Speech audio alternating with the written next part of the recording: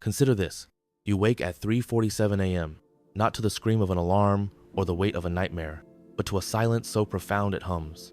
Your body lies still, yet your mind does not race. No rehearsals of tomorrow's failures, no echoes of yesterday's regrets. The clock ticks, indifferent, and you realize with a chill that nothing is wrong. This is not peace. This is terror. Your hands grip the sheets as if clinging to a cliff's edge. Where is the familiar gnawing in your chest? The acid drip of what if? Where is the script of catastrophe you've recited nightly for years? You sit up, heart pounding not from fear, but from its absence. The void where worry once thrived feels like a betrayal. You have become a stranger to yourself. Here lies the paradox. The mind claws for suffering even as it begs for relief. You've spent lifetimes building temples to your anxieties, lighting candles to keep the dark certainty of disaster close. To strip them away feels like dismantling your bones. Without worry, who are you? Without dread, what is left to prove you're alive? We are addicted to the arithmetic of unease. We tally risks like coins, hoarding them as proof of our vigilance. If I stop calculating, whispers the shadow, the avalanche will bury me. Yet what if the avalanche is a myth? What if the mountain itself is made of the dust of your own dissolved fears? Think of the last time you stood at a crossroads scarier. Love, life. Recall the gravitational pull of the worst case scenario, how it felt more real than the bland safety of hope. Neurologists will tell you the amygdala prioritizes threat. Philosophers will say you're haunted by Kierkegaard's angst, the dizziness of freedom. But none explain why you crave the poison you claim to hate. Why does the absence of worry feel like a kind of death?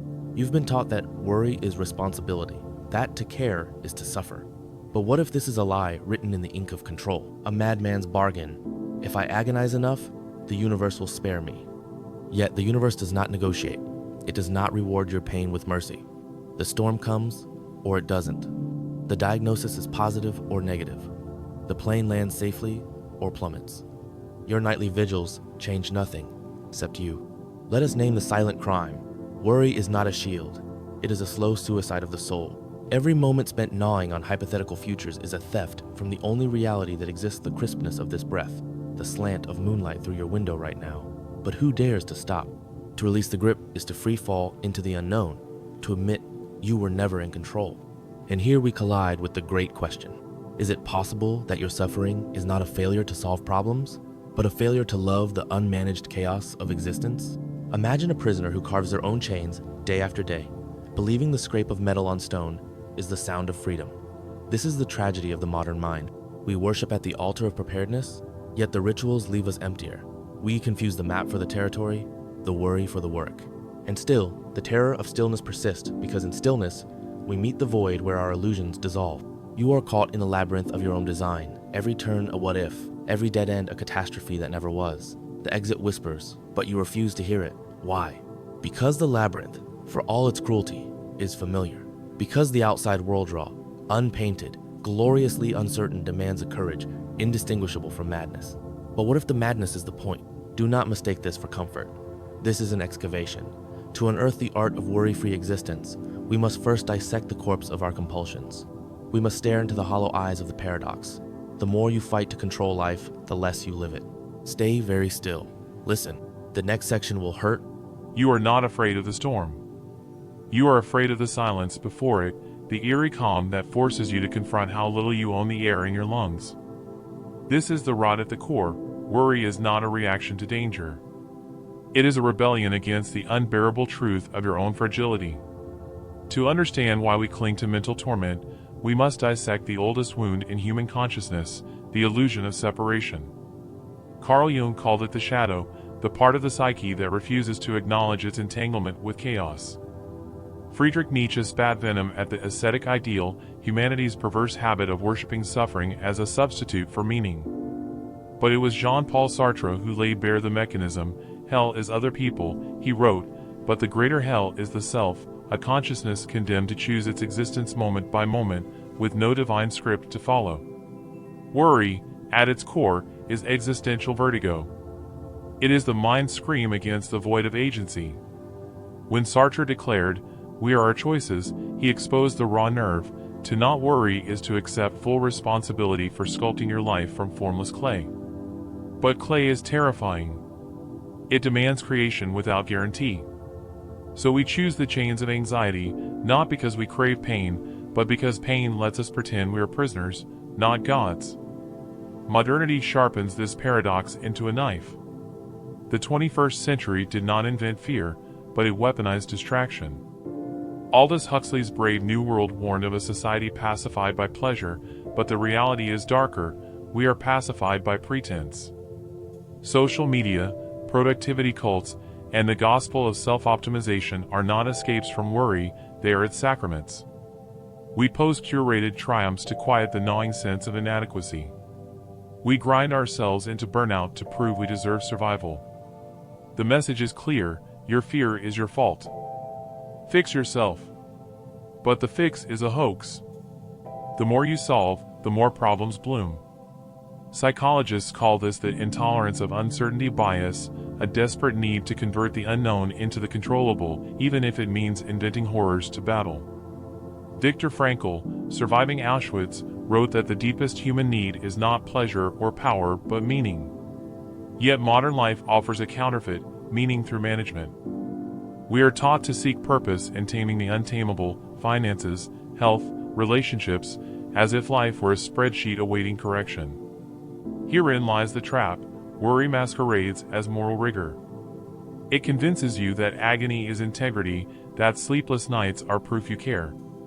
But Schopenhauer's ghost laughs from the abyss: man can do what he wills, but he cannot will what he wills. You did not choose your obsessions. They chose you, programmed by ancestral survival instincts, amplified by a culture that profits from your unrest.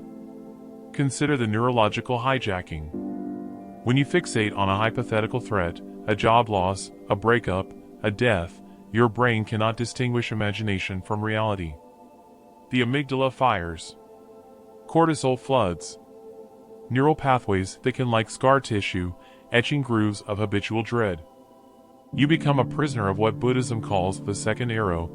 The first arrow is life's inevitable pain. The second is your rage at being hit. But who aims that second arrow? You do. Voluntarily. Compulsively. Philosophers have long warred with this demon. Kierkegaard argued that anxiety is the dizziness of freedom, the price of gazing into the abyss of possibility. Heidegger claimed we flee our authentic selves by burying ourselves in busyness, what he called the they. Yet none pierced the heart of the issue like Nietzsche's proclamation: you must become who you are. Not who you fear you should be, or who others demand, but the raw, unmanaged self that exists beneath the scaffolding of worry. Society rebels against this truth. Consumerism thrives on manufactured inadequacy. Political systems demand perpetual crisis. Even spirituality is commodified, meditation apps selling inner peace in exchange for monthly subscriptions. We are bathed in a low-grade toxin, a cultural mantra: you are not enough. You must earn your right to exist. But what if the problem is older than capitalism? Older than philosophy? The Zen masters knew. They spoke of beginner's mind, a state of openness unburdened by past or future. But to attain it, one must incinerate the addiction to narrative. Worry is a story you tell yourself, a myth in which you are both hero and victim. The mind is its own place, and in itself can make a heaven of hell, a hell of heaven, wrote Milton. You have built a hell with plot twists and cliffhangers, gripping the armrests of a movie only you can see. Yet the greatest tragedy is not the suffering itself.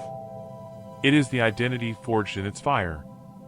Ask a chronic worrier to stop, and they'll gasp like a fish stripped of water: without my fears, who am I? This is the hidden problem. Worry is not a habit but a hologram.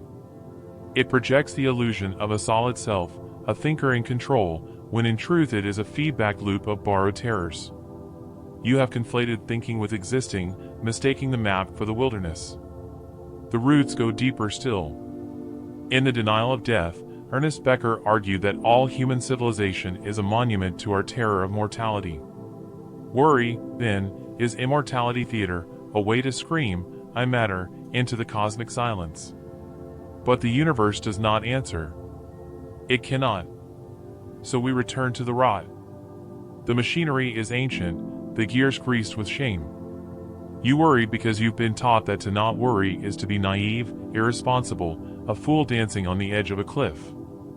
But what if the cliff is also an illusion? What if the dance is the only real thing? The next section will pull the veil. You are at your daughter's piano recital, but you don't hear the music. Your eyes track her fingers dancing across the keys, yet your mind replays a voicemail from your boss, "We need to talk tomorrow," looping it like a cursed lullaby. The applause snaps you back. She beams, searching the crowd for your face. You force a smile. Too late. She's already memorizing the shape of your absence. This is how worry colonizes reality, not with grand catastrophes, but with phantom futures that bleach the present of its color. You tell yourself you're protecting her, preparing for the worst. But what you've actually done is sacrifice her joy on the altar of a maybe. The consequences are fractal. On the surface, they masquerade as productivity, sleepless nights spent troubleshooting imaginary disasters, relationships strained by the unspoken demand to validate your fears. Dig deeper, and you'll find the rot. Worry does not prevent suffering. It multiplies it. Every minute spent in mental time travel, projecting yourself into hypothetical hells, steals focus from the only moment where change is possible, now. Cognitive scientists call this attentional blindness. In a famous experiment, subjects told to count basketball passes miss a man in a gorilla suit strolling through the frame. Your life is that experiment. While you tally threats, mortgage rates, pandemics, infidelity, you miss the gorillas, your child's laughter, the warmth of sunlight on skin, the quiet thrill of a breath drawn without obstruction. Neurologically, worry is a parasite.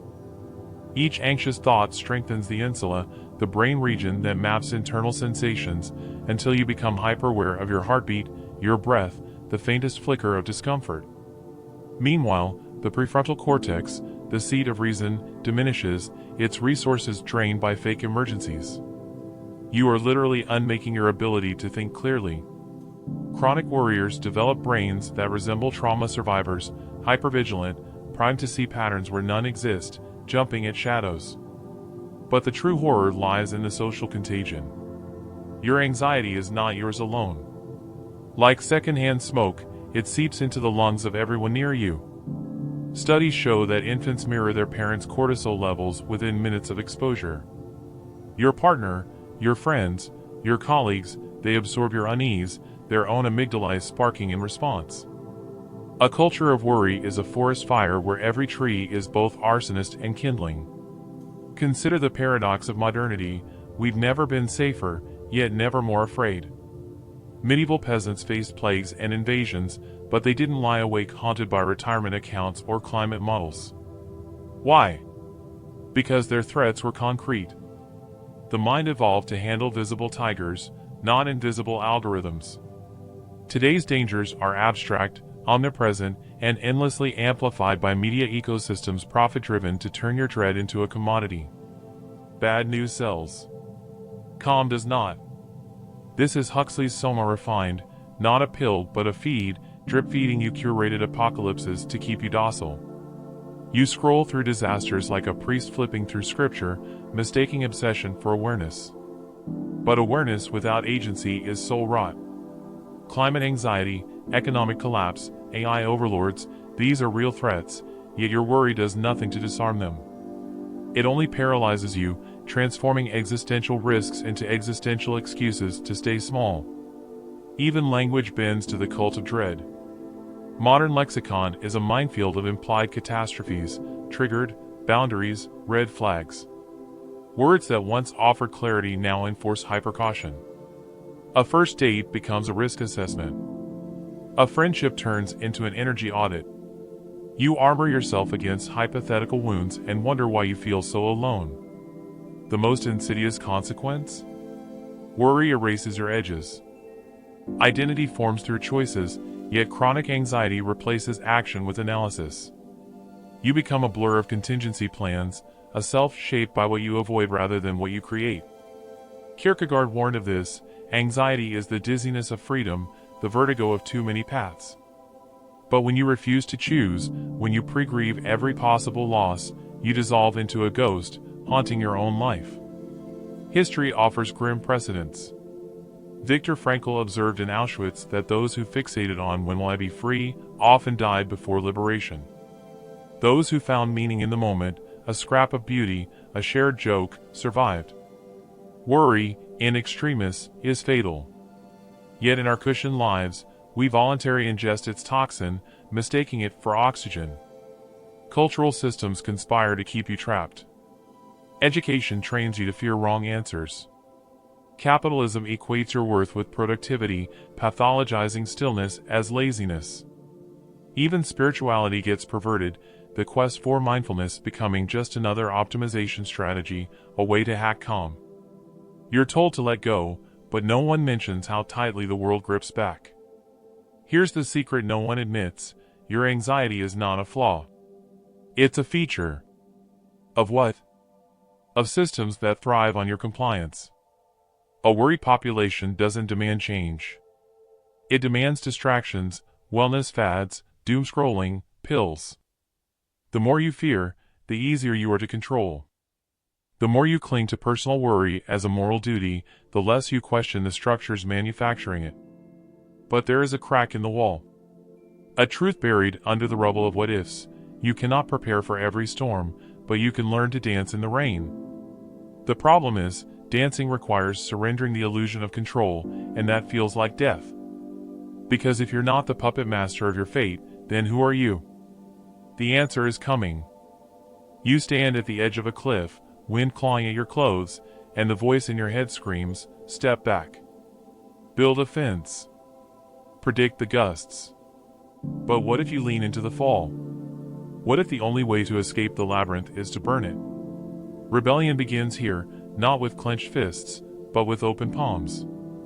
History's greatest liberators did not fight fear, they swallowed it whole. Consider the Trappist monk Thomas Merton, who knelt in a Kentucky forest as nuclear sirens blared, scribbling in his journal, "The end of the world is no less than the presence of God." Or Marina Abramovic, the performance artist who sat motionless for 736 hours, letting strangers brandish scissors, guns, and their own unchecked rage toward her. She did not flinch. Her act was not bravery. It was a surgical strike on the myth of control. To break free, you must first commit heresy, stop trying to survive.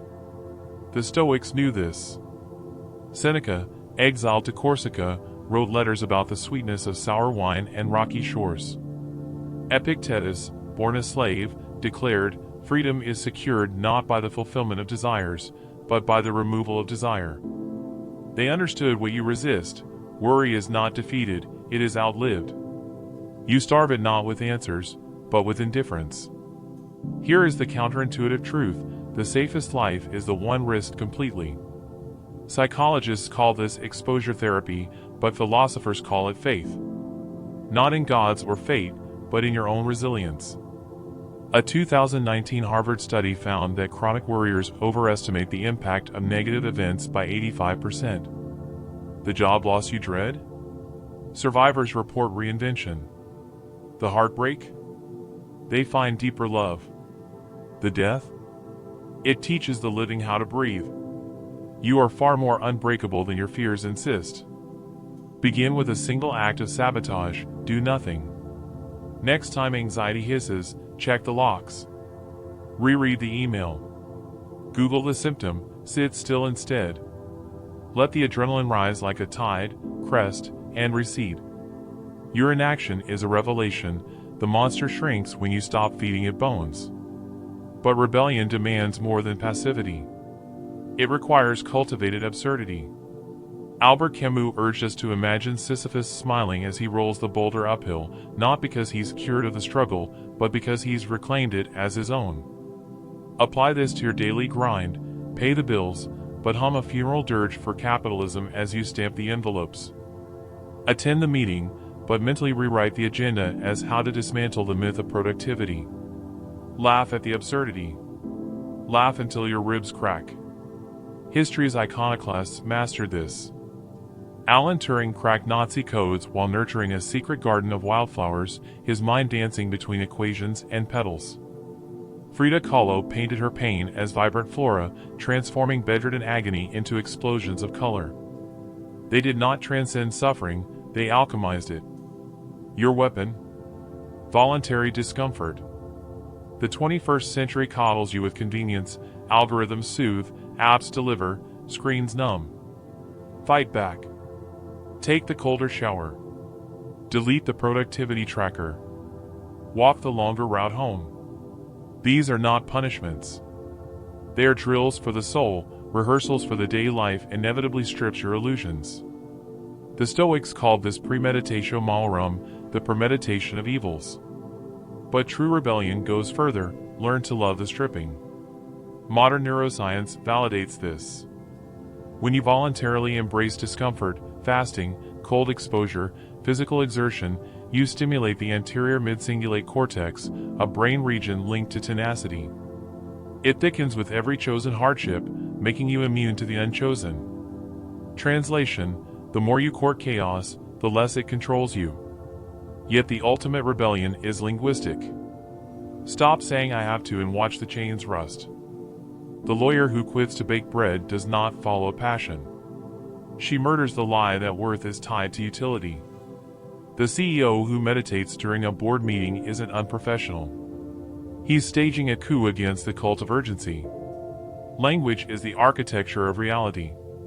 Rebuild yours. This is not positivity. It is defiance.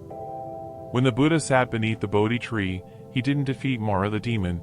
He said, "I see you, Mara," and invited him to tea. Do the same with your worries. Serve them crumpets. Ask about their childhood. They'll flee, unnerved by your hospitality. But beware, the world will punish your courage. Loved ones will call you reckless. Bosses will brand you a threat. You'll feel the weight of Nietzsche's warning: when you stare into the abyss stares back. Let it. The abyss is just your old self dissolving, the self that mistook fear for foresight, panic for wisdom. There's a reason ex-addicts make the best revolutionaries. They've stared into the void and learned it's made of smoke. You're an addict too, hooked on the dopamine hit of solving fake problems. Withdrawal will hurt. You'll itch for the comfort of catastrophizing. But hold firm. A 2023 study at Stanford found that individuals who replaced worry with awe, stargazing, listening to symphonies, wandering forests, showed a 30% drop in cortisol. Their brains lit up in regions associated with interconnectedness. Translation: wonder is worry's kryptonite.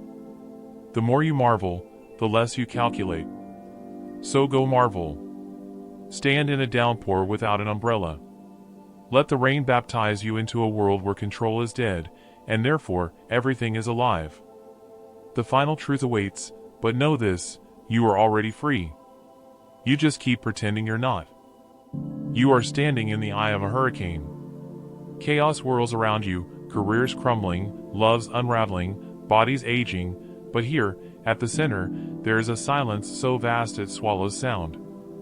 This is not peace. This is the truth: you are never in control, and that is the only freedom that matters. For decades, you believed worry was a torch in the dark. Now watch as the flame gutters, revealing what it's always illuminated: a mirror. The face staring back is not a victim of chaos, but its collaborator. You built the storm to avoid admitting it was already inside you. The ultimate revelation is not some glittering epiphany. It is the void you've spent a lifetime fleeing. Nietzsche called it amor fati, the love of fate. The Stoics named it logos, the thread of reason in chaos. The Zen masters simply laughed and called it mu, empty, yet holding the universe. These are all masks for the same unbearable truth: life is not a puzzle to solve, but a fire to walk through. Consider the life of Eddie Hillesum, a Jewish diarist in Nazi-occupied Amsterdam. As trains carried her to Auschwitz, she wrote, "I am in every breath. If I survive, I will be. If I die, I will be." She did not transcend fear, she dissolved into the totality of existence, becoming both the scream and the silence that follows. Her journals reveal no answers, only a relentless yes to the unanswerable. This is the pivot. To stop asking how do I escape worry, and start asking what if worry is the escape? From what? From the raw and censored now. From the terror of being a cosmic accident with no script, no destiny, no safety net. Worry is a fever dream to distract you from the primal wound. You are alive, and that aliveness has no warranty. But here's the secret hidden in plain sight: the void is not empty. It is pregnant. Every religion, every myth, every childhood bedtime story whispers it. Creation emerges from nothingness. The Big Bang. The cosmic egg. God's breath over the deep. You've been taught to fear the void when you should be kneeling at its altar. Science confirms this. Quantum physics insists that vacuum fluctuations birth particles from nothing. Biologists marvel at life emerging in volcanic vents. Your own body replaces 330 billion cells daily. You are quite literally made of voids being filled. The universe is not a machine. It is a verb. A becoming. And you, in your marrow, are its grammar. So why does this terrify you? Because it demands surrender. Not the passive surrender of defeat, but the violent surrender of a star collapsing into a supernova, destroying itself to become light. Rumi wrote, "You must annihilate to be released into the whole." This annihilation is not death. It is the end of the story of death, the myth of separation. Look at your hands. They are not yours. They are stardust that once burned in the heart of a supergiant, sculpted by 13 billion years of collisions and collapses. The same is true of your fears. Your worries are ancient starlight, distorted by time. To fight them is to fight gravity. This is the final inversion. You are not a drop in the ocean. You are the ocean in a drop. The boundaries you built between self and world, safety and danger, past and future, are hallucinations. When a wave realizes it is the sea, it no longer fears breaking. It longs to break. To meet the shore and become foam, then mist, then rain. To fall again. All your life, you've sought a purpose. What if purpose is the distraction? What if the goal is to be the question, not answer it? The poet Rilke begged, "Live the questions now." This is not a metaphor. It is an algorithm for liberation. Every time you fixate on "what should I do," you betray the deeper call, "How dare I not be?" Imagine a world where no one worried. Not because problems vanished, but because presence became the priority. Relationships would be collisions of authenticity, not transactions of validation. Work would be artistry, not appeasement. Even grief would be a wild hymn to love's endurance. This world exists. It is waiting in the gaps between your thoughts. But do not romanticize this. The path is brutal. To live worry-free is to stare into the heart of chaos daily and say, "Yes, you too belong." It is to forgive yourself for every wasted hour spent agonizing, knowing those hours carved the hollow where your courage now sits. It is to stand at your parents' graveside and howl with gratitude for the impermanence that let you love them at all. The final truth is this: you are already everything you fear losing. The job? A costume. The relationship? A mirror. The body? A rented instrument. Beneath them all hums the bass line of existence. I am, a rhythm older than language. You've been taught that enlightenment is a mountaintop. It is not. It is the fall through endless sky, the realization that ground was never the point. Let your worries crumble. Let your plans dissolve. The universe is not a ledger. It is a lover, pulling you into the dance of atoms that spark the first heartbeat. When you die, your final thought won't be, "Did I worry enough?" It will be, "Was that all?" And the cosmos will answer, "No. It was everything." Now, breathe and begin.